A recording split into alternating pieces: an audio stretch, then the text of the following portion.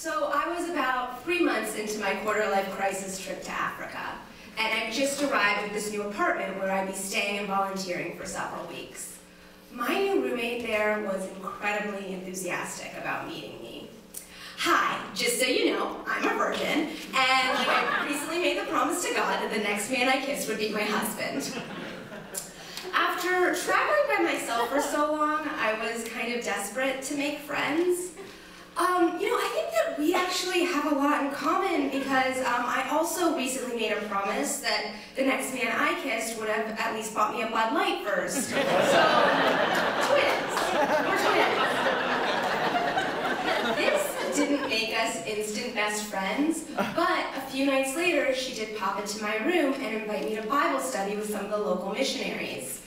And Bible study isn't something I'd normally jump at, but when you're living in Africa and the sun sets and then 15 minutes later the electricity cuts out and you have literally nothing to do but sit in a dark room for 4 hours until you get tired enough to fall asleep, Bible study sounds pretty thrilling, even when you're Jewish.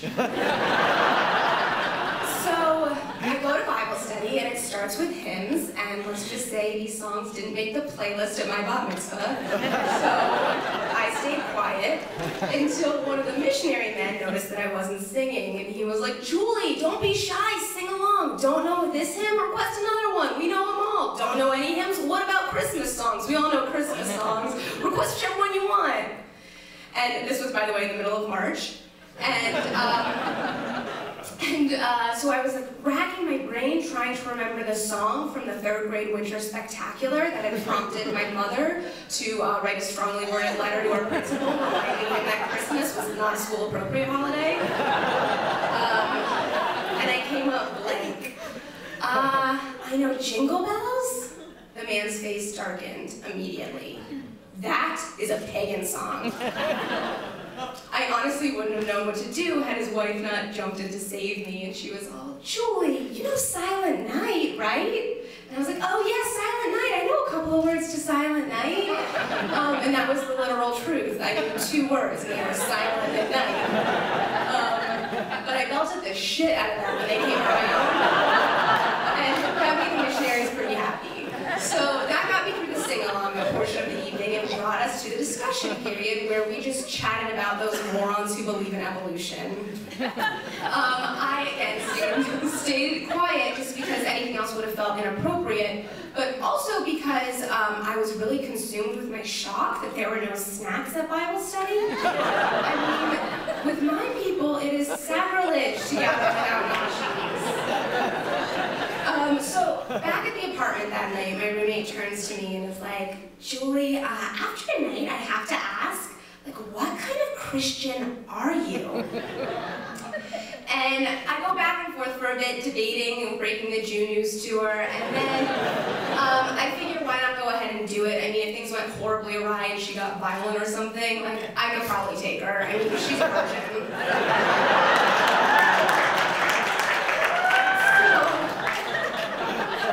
So I tell her, and she's like, "You're a Jew?" And her face is frozen in this look of shock, like she's just walked into a surprise party, but like a surprise party to tell her she's adopted, so like a surprise. Like, what is that religion about? What do you guys even do? And the truth was, I didn't know what to tell my virgin friend because despite going to Hebrew school for most of my childhood, I didn't have much of an idea what my religion was about. You see, I was illiterate in Hebrew while everyone else my age could read and write pretty decently, so my synagogue had no choice but to assume that I was mentally disabled. And accordingly, while all the mainstream kids were in the classroom learning, I'm guessing, important things about our religion, I was in the special needs resource room, reading picture books and singing nursery rhymes, all the way up until I was 15. So the only thing I gleaned from my formal Jewish education is that Jews are like really, really nice to retarded people.